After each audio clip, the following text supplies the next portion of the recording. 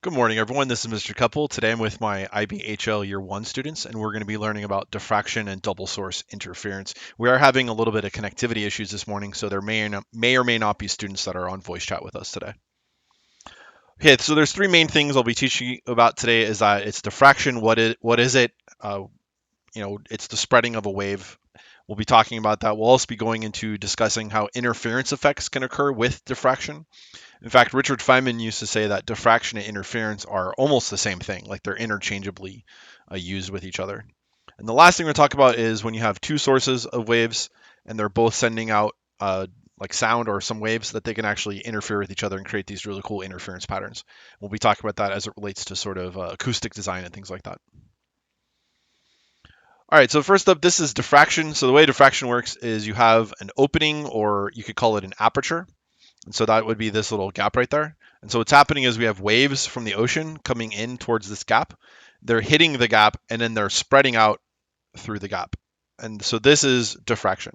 Generally in a science textbook, it's represented as this picture on the right-hand side shows. You got this wave coming in, it hits the slit, and then the wave ends up being spread out on the other side of the slit. So the way to think about diffraction is that it's a wave property. So it's something that waves do that ordinary matter can't do. Very similar to interference. So like the idea of interference is like if you have two waves that hit each other, they can just pass right through each other because they're not made of physical material. It's a similar idea with diffraction, is that it's this thing that waves can do that particles can't. Like if two particles were to try to overlap with each other, they would just collide off each other. But waves can actually overlap and superimpose and occupy the same space at the same time. Similar idea can be looked at for diffraction. So if we consider what would particles do when they hit an obstacle. So here we have a row of particles. If the particles come in and they move and smack into the obstacle, the ones that hit the obstacle will bounce back, and the ones that don't will just continue moving. I mean, that's just Newton's first law. And so this creates a region here that's like a shadow region. So no particles can go through the barrier. I mean, that makes sense. They're not just going to like magically teleport through this thing. Waves, though, are a little sneaky. They're different. They're tricky. What happens to a wave is just like with the particles. The part that doesn't hit continues moving. The part that does hit bounces off. But waves do this weird thing where they actually spread. And so they actually end up filling in this area behind the barrier. So the waves are actually able to sneak around the barrier and into that shadow region. That's diffraction. So the property of waves to be able to spread or bend around barriers is called diffraction. And so the question is, why do waves do this? I'm just checking to see if you guys are with me or if I'm just talking to myself. Yeah, we're here. Okay, cool. So if you have questions, Ryan, just jump in at any time. Don't feel like you're interrupting me, okay? Okay, gotcha. Okay, so we're going to try to explain, why do waves do this? Why do waves spread or like do this weird thing where they spread out? And so the way to answer this is, I mean, I'm not going to give you an actual answer, but I'm going to give you a principle. And the principle kind of gives you the answer. But realize this isn't what's really happening, but this is how you can think about it. This is a way of like sort of problem solving and modeling what's going on. It's called the Huygens-Fornell principle. Some non-English names there. I think I pronounced them correctly, but you call me out if I didn't. Huygens-Fornell principle. Every point on a wavefront is itself the source of spherical wavelets, and the secondary wavelets emanating from different points mutually interfere. The sum of these spherical wavelets forms the wavefront. So the idea is like when you think of a wave, like if you imagine like here's a wavefront, there's a wave traveling, in this direction. It's really not what's going on. What's actually going on is there's actually a bunch of wave sources, and each of these is releasing their own waves. And it's like all those waves add up to create the real wave. So when you look at a situation of diffraction, which is where wavefronts are coming down and entering this aperture, this opening, then what's happening is all those little wavelets there, I'm sorry, not wavelets, wave sources, they create wavelets, and then those wavelets end up spreading out as if they were a point source or a spherical source of waves. And so you're going to have waves coming out in all directions from each of these sources. And so you could see why it would make sense that the wave wouldn't just keep going straight, but that it would actually end up bending and spreading, because each point, like the edge point on the barrier right there, like this edge point, acts like a source of new waves. And so it's able to create more waves that spread out that way. So you're effectively able to spread through this boundary. So if we go back up to the top, so why is the wave able to spread out there? It's because this edge, like all along here, it's acting like point sources of waves. And so you're just, instead of the wave just continuing to go straight, like if it was a particle, you actually end up, this edge right there ends up like a new source of waves. And so it's able to spread out waves from there that are able to spread and end up on the other side of that boundary. So that's diffraction. At least that's how we explain diffraction. This also can explain refraction, which I think is really cool. And I didn't want to show this to you guys earlier because I think it's like a little confusing and kind of crazy. This isn't even part of the IB curriculum. Like, they don't expect you guys to know this, but I think it's really badass. So the idea of explaining refraction is that if the wave is coming in at this angle like this, what's going to happen is the wave front is going to hit this point first, and then it'll hit this point last. And so as each of those points where it hits the boundary between the two layers, they're going to act like a source of new waves. And so you can see that the first one has spread out more than the second one and the third and fourth. So like you can see that this one is like just barely reached there. So like that wave has just started to spread, whereas the other one has like fully spread. And so you can see that when you add up all these wavelets, you end up getting this a different angle than you started with. And so the path has bent because of this Huygens Fornell principle, that the actual individual pieces of the wavefront actually act like individual sources of waves. And then it's all those wavelets that add up to give you the actual wavefront itself. So that's how we explain diffraction occurring, is that the edges of the barrier, that's the best way to think about it, is like the edges of the barrier act like a source of new waves. And so you can see like these middle ones don't really matter because they just all add up together, giving you like this flat wavefront. But it's the side ones, because there's nothing here to add up, and that's what ends up giving you that curving pattern on the sides. Come on, erase. I can't erase it. I'm giving up. Okay, so this creates a really weird thing that can happen. It's the interference pattern with a single slit diffraction. So what happens is if you have waves coming in, just like we've been talking about. So here are the waves. They're coming in. They're going to hit this slit. And what will happen is when you actually look at the waves that come out, it doesn't come out in like a continuous distribution of light. Let's say this is light. It actually comes out in these weird bright and dark spots. We call this a fringe pattern. So you get this weird like bright and dark fringes that occur. And this is called an interference pattern. Interference. An interference pattern.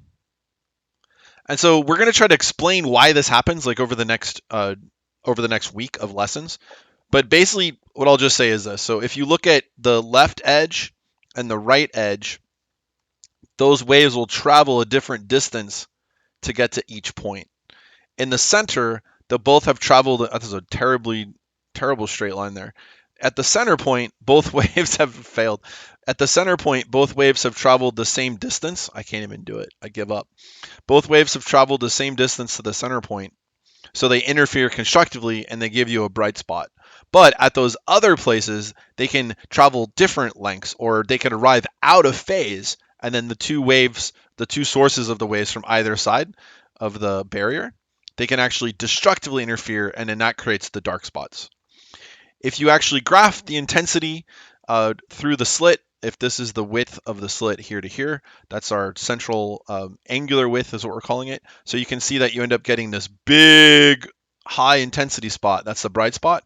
But then off to the sides, you get these smaller, dimmer intensity spots as a result of this interference of the two waves coming from either side of the opening. So what we're saying is like this, the wavelets from this side are interfering with the wavelets from this side, and it's creating this interference pattern that's causing the intensity to have these weird like bumps in intensity and making this fringe pattern. You don't need to really understand that too much, but just know, I mean, if you look at my main ideas, like this as well, I want you guys to just realize that interference effects in single slit diffraction can create complicated intensity patterns. So you can get these really weird interference patterns that get created. All right, let's look at a few more situations of diffraction from real life. So I just went around Google Maps and just found some places in real life where there's ships or beaches where you can see interference of water waves happening. Not interference, diffraction of water waves. So diffraction can happen with any type of wave. It's not exclusive to just light or sound. It can happen to anything. It can even happen with water waves. In fact, it's much easier to happen in water waves because it's just like a plane wave.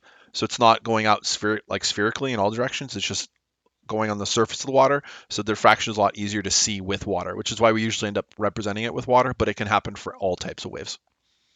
All right, so here we have diffraction around obstacles. So the wave fronts come in, they go around either side of this obstacle, and then once again, the sides of the obstacle will act like point sources of new waves, and then you see it spreading out. This is a really good image over here where you can really see those point sources of waves coming out, and then you can even see an interference pattern that gets created on the other side of this ship where the waves are coming in and hitting it.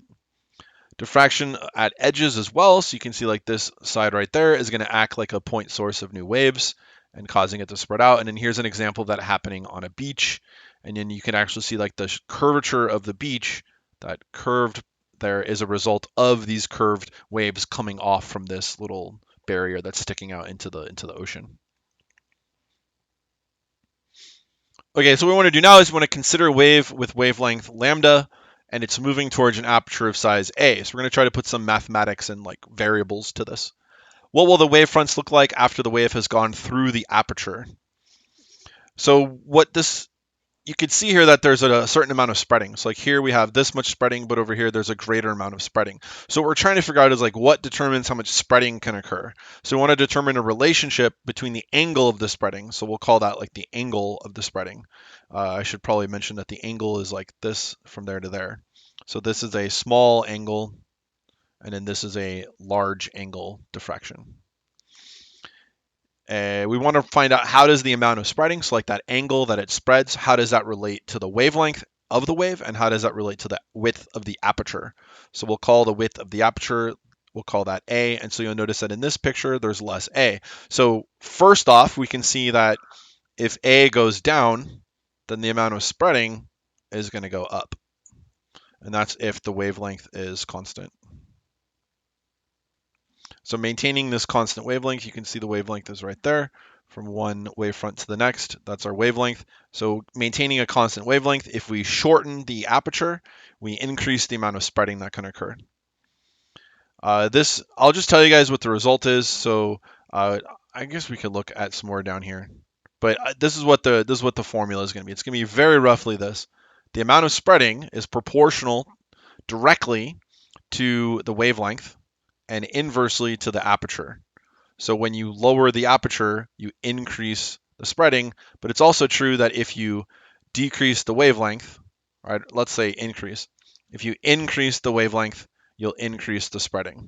So that's the basic relationship with diffraction. This is really rough, like this isn't exactly correct, but it's roughly true. It's like approximately true. So here's an example of this. There's this Phet simulation, and I'll be linking to this in the assignment on Google Classroom. So you guys can go click this link when it's posted. But basically what we have here is we have red light against violet light. And so if you guys remember, the Roy G. Biv is the colors of the spectrum. And this is in direction of increasing frequency. Then what will happen is that red light will have a low frequency and a high, or I should say long wavelength. So low frequency, long wavelength, frequency and wavelength are inverses of each other. So when you have a low frequency, that gives you a long wavelength. And over here in the violet area, we have high frequency, which gives us a short wavelength. All right, so what I'm looking at is I'm comparing red and violet as they diffract. So you'll notice that we're keeping the width the same. So we're keeping the aperture width equal, but we're shrinking the wavelength.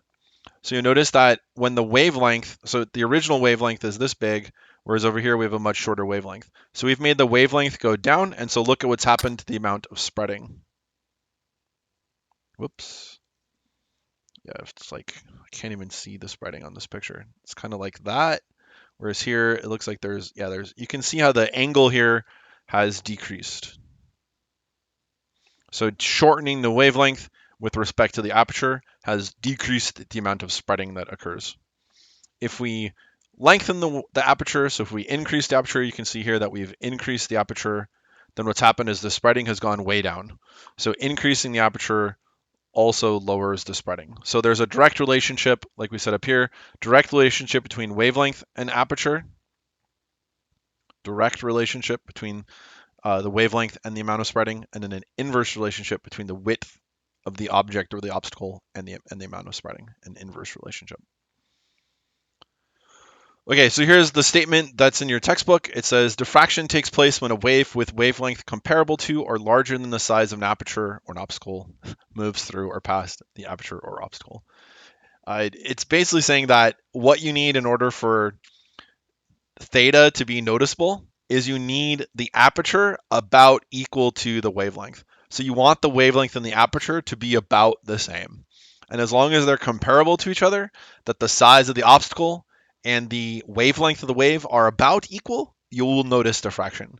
If they're way out of proportion, like if they're not comparable, then you're not going to see diffraction occurring.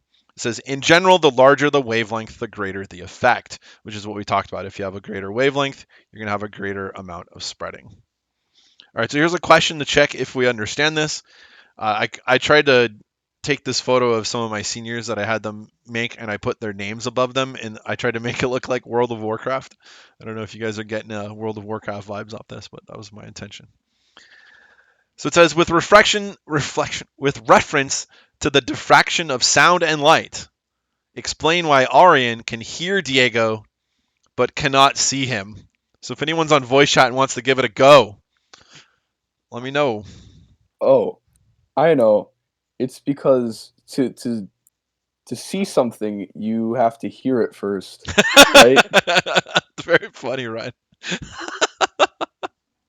So if Diego is talking and making sound, the sound is going to be able to bend around the corner and reach Arian, but the light can't.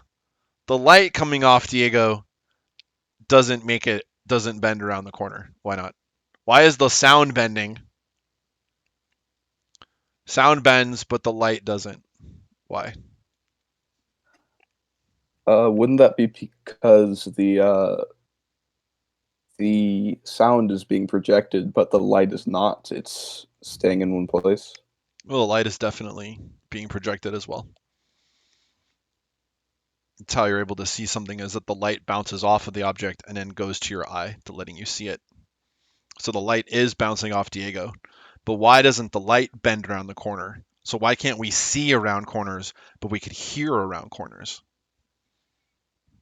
They're both waves, and waves can diffract around corners. Like when we look up here, like here's a corner, essentially. The wave is coming in like this, and it's able to Oh, bend around the corner. Why can because sound do that, but light can't? because sound's wavelengths are so much longer than light's wavelengths That's are. exactly right. So the effect is larger with a greater wavelength. So sound, the wavelength is about a centimeter, whereas light, the wavelength is, I'll just say 100 nanometers. So you have a much, much, much, much, much, much smaller wavelength for light than for sound. And so this obstacle being the wall is more comparable in size to sound, the wavelength of sound, than it is to the wavelength of light. So the sound can diffract around a corner because it's about the same size as the wavelength of sound. But the light cannot diffract around the corner because the obstacle is way bigger than the wavelength. Cool? Yeah. Yeah, you nailed it, Ryan. Good job. All right, here's a classic demonstration that I always do with my students, but I can't do it with you guys. It's that you shine a laser onto a human hair. So you diffract a laser around a human hair.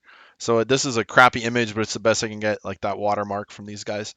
But you can see that there's a little thin piece of hair right there in the slide, and then the laser is hitting the hair, and it's creating this interference pattern up there. So you can see that fringe pattern, those like bright and dark spots that I was talking about before.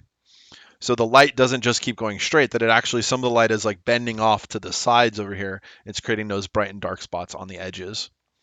So here's an overhead view of this. So this is the hair, and then here comes the laser light coming in this way.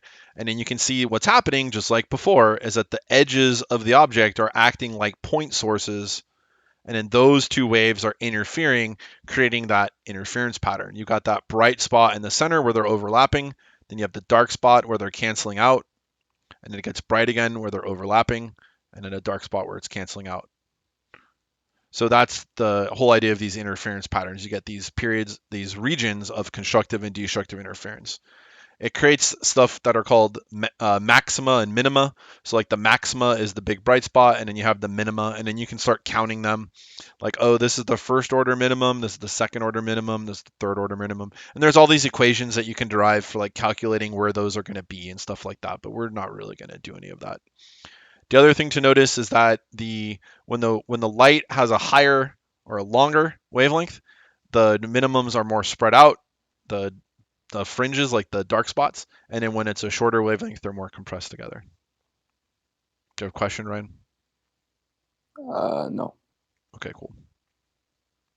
Yeah, unfortunately, I don't get to show you guys this demonstration. It's really fun to do, but alas. The one other thing I want to talk about with diffraction, and especially in this case, is like this only works with a point source of light. So you have to have a point source. Like you're not going to normally notice diffraction of light in your everyday life because you don't really expose yourself to point sources of light. You have like sources of light from all over the place, like bouncing off the walls, like coming out of a window or out of a light bulb. Like none of those are point sources of light. A laser is a point source. So what happens is like if light's coming in from all these different angles, it'll just all kind of like wash away, and you won't notice these interference patterns. You only notice these patterns when it's a point source of light. All right, the last thing, Ryan, you're gonna like this. I'm glad that you're here. This is a lot of sound stuff here. So we're talking about like when you have two speakers that are playing sounds. I should show you a picture of it. It's like if you have two speakers that are playing sounds, you're gonna create these areas of interference where you don't even hear the sound. Like the sound will actually like cancel itself out. So we're gonna be talking about that. I got like 10 minutes. Let's see if I can make it. All right, so we're going to consider two identical sources, S1 and S2. So you can see them on the picture over here. There's S1 and then there's S2. And they're identical in every respect. So it means that they have the same speed, they have the same wavelength, the waves that they release have the same speed, the same wavelength, the same frequency, and the same amplitude. So these two sources are emitting the exact same waves from each other. So the wave fronts are going to meet at various points. So like if we zoom in here, so you can see like the wave fronts are meeting up here, they're meeting up here, they're meeting up here, they're meeting up here. Like there's all these places where they're meeting up. And so even those are like where the wave fronts meet, but you can see that like they're always going to be overlapping each other no matter where you go. So what we're going to do is we're just going to focus on 2 points. We're going to focus on point P and we're going to focus on point R. And I have a bunch of questions that we're going to ask about those 2 points to sort of try to discover a relationship here with the interference of these points. All right, so first we want to determine the path length from R to P. All right, so we want to figure out what's the length if I start at, what did I say, R to P? The path length R for source 1 to P. So I'm going to start at source 1 and I'm going to go to P. So that's this length of this path right there. We want to figure out what is the length of that path. So the way to do it is to do it, and you're like, I don't have a ruler. How am I supposed to do this? Well, we have a ruler. It's the wavelength of the wave. So we know from here to here that that's one wavelength. So we can see that the path length for source 1 to point P is just 2 wavelengths. So I can say that R is equal to 2 lambda. Whoops. I dropped my pen. R is equal to 2 lambda. But if we look at source 2, it's not 2 lambda. It's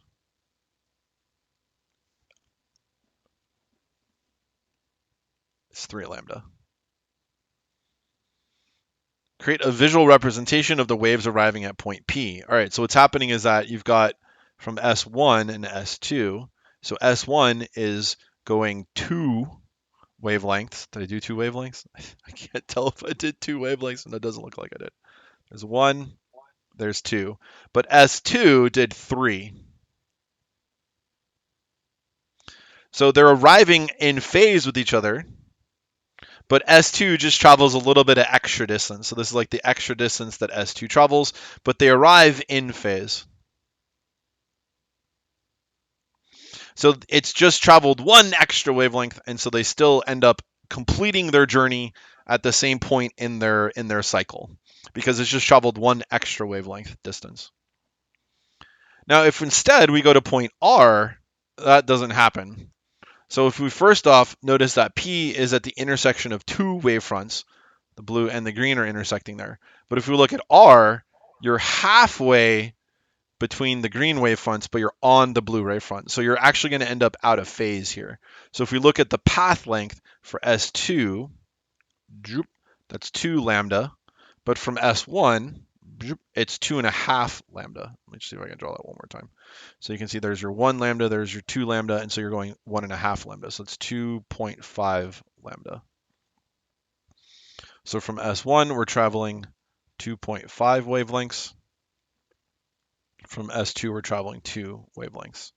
So if we draw a picture of this, S1 is going to have a half a wavelength of extra distance that it's going to travel. See if I can copy that. I don't want to do that. Okay, let me draw a S1. So I'll draw a wave that's going like this. There's 1, that's 2 wavelengths, 1, 2. And so now I just need to do an extra half a wavelength, so it's going to be one hump like that. And then S2 only travels the 2 wavelengths. There's 1, there's 2. Okay, so now I just need to shift this guy over so that they line up with each other like that. And then we can see that where, did I even do this right? Yeah, so here you can see that you've got a crest overlapping with a trough. So they're arriving out of phase. So if that guy travels an extra half a wavelength extra distance, and you can see the half wavelength extra distance right there, or the less distance. So if one wave travels half a wavelength of extra distance, they arrive out of phase. So now how does this relate to interference? Well, if two waves are out of phase, they're going to cancel out. And if two waves are in phase, they're going to reinforce. So I got a picture of that down here. I should have put that sooner up. But so this is when the two waves arrive in phase, you get constructive interference. And if they arrive out of phase, you get destructive interference out of phase. So you're going to end up getting constructive interference. So they're going to get louder. You're going to have this loud spot. And then destructive interference, you're going to have a quiet spot, a dead spot. Okay, so now we're going to calculate what's called the path difference, which is delta R. So if we want to calculate the path difference from R to P, so the difference in the path difference between these two sources, we would subtract these two. So we get delta R is 3 lambda minus 2 lambda. So we get a path difference of lambda. But if we do it for the other two, we're going to have delta R is 2.5 lambda minus 2 lambda, and so we get 0.5 lambda as the path difference. And so this is where we make conclusions about what happens. So the conclusion is this: if you end up with an integer amount of wavelengths for the path difference, so if the path difference ends up being 1 lambda, 2 lambda, 3 lambda, 4 lambda, you get constructive interference. And if the path difference ends up being half wavelengths, then you get destructive interference. So the conclusion is that you're going to get destructive with half wavelength path difference.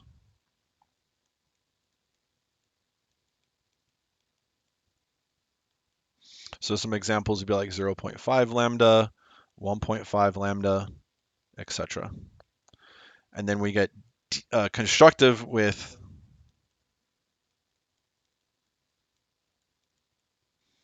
whole wavelength path difference. So some examples are 1 lambda, 2 lambda, 3 lambda, etc. Here's a better visualization of this than what I tried to draw. So same thing as before, you have two speakers, they're creating sounds, or I guess before it was just any generic source, but now it's specifically audio. So we have two speakers, they're separated by a distance d from each other. And so if we look out at point C, you'll notice that at C, the two waves as they travel, they end up in phase. And then for D, as the two waves travel from the two places to the speaker, you end up out of phase. So at point D, we would have destructive interference. The sound would get quiet. And at C, you'd have constructive. The sound will get louder. So is that why when I'm sitting in front of my my amp and it has it has 4 speakers, but only 2 play in mono. So if that's occurring, does that mean that depending on how I'm sitting in front of it, it will be louder, softer? Yeah, that's correct. Yep. There will be That makes certain sense. places where you can go and you will sometimes not even be able to hear anything. Well, I guess it's not true because you'll still hear like echoes off the walls and the ceiling and stuff like that. Also, you have two ears, and so if your left ear is, or I guess it's my right ear, well, whatever. If one ear is in a dead spot, the other ear might not be, and so you'd still be able to hear it. But if you play a mono sound from two speakers, like the same sound from two speakers, and you plug an ear and walk around your room, you'll be able to hear the sound kind of get louder and quieter as you go across the room. Like the intensity will vary as you move around the room. It's cool That stuff. makes sense because one time I was playing and I was like, "Why is it so quiet?" And then I moved a little bit, and then my head was just like exploding with sound. I was Yeah, like, "Ah, exactly. that's too much." Right. So you exactly notice it. Yeah. And then, so the other thing that's interesting is if you change the frequency of the sound, that'll be changing the wavelength. And so you will notice that the spots will move around to different places. So they won't always be in the same place. Those dead or loud spots. If you end up creating a diagram of like tracking where all the integer, so like the red lines here, these are all the whole integer path differences. So here where you have constructive interference, and then you track all the locations where you'll have destructive interference, you can find those lines, and so that will show you where within those two sources. That'll show you the places where you'll have the loud spots and the places where you have the quiet spots. Or if this so for sound, it's like how loud and how quiet it is, but for light, it's how bright it is. So if you have a constructive interference of light, it'll get a really bright, and if you have destructive, it'll get really dark. And these shapes are hyperbolas. It's a mathematical shape. And also, this is for constant frequency. So as soon as you change the frequency, you're going to change the location of all those things because these waves, the circles are going to get squished down if you have a higher frequency. So that'll move the shapes all over the place. But this is the basic idea of like where you're going to find those spots.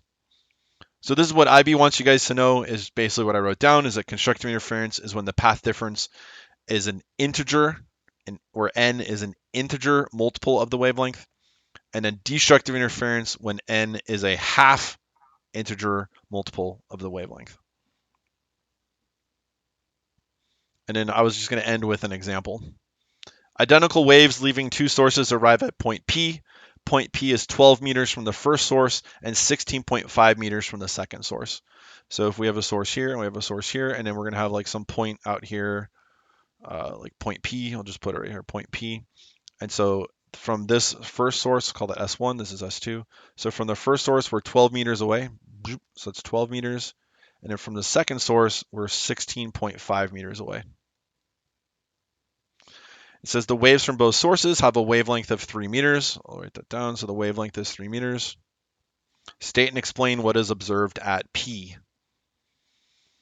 All right, so we want to calculate the R1. So what's R1? So we have to figure out how many wavelengths is this. So it's 12 meters divided by 3. So that gives us a 4 lambda path length. And if we want to find what R2 is,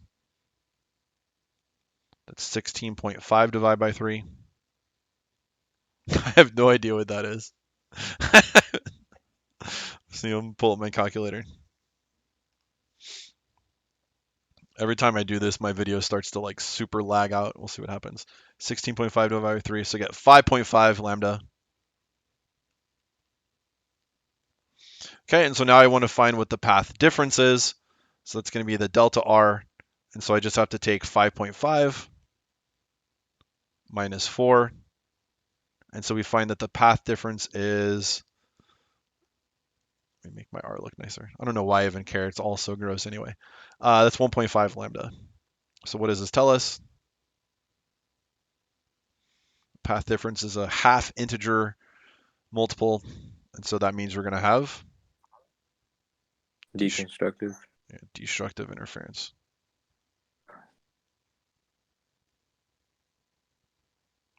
So the sound, is it a sound? It doesn't really even say. The intensity of the waves will be drastically decreased, if not zero.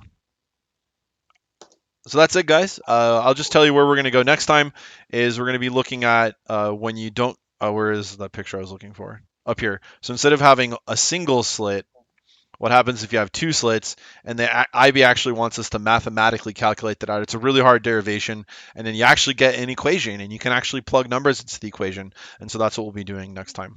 But that's it for today. Hope you guys have a great day, and I will see you on Monday because there's no school on Friday. So I'll be posting up the lesson and doing the lesson on Monday at 1 o'clock. All right, have a great day, guys. I'll see you later.